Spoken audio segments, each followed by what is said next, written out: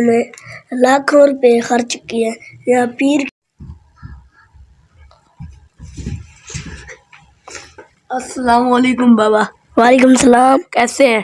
الحمدللہ. اس کو ٹانگوں کا مسئلہ، یہ چل پھر نہیں سکتا. کہاں سے آئے ہیں آپ؟ کراچی سے.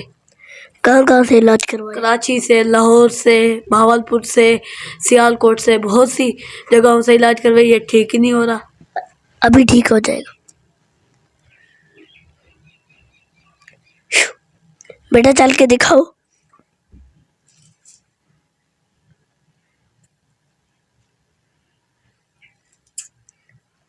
بابا جی آپ نے تو چمتکار کر دیا، میں دوائی کھا کھا کے پریشان ہو گیا تھا.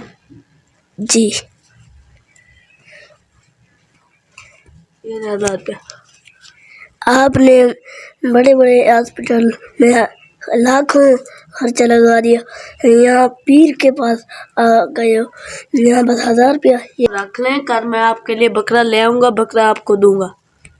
کل بکرا لے کے آپ کے لیے کل بکرا لے آؤں گا. ٹھیک ہے.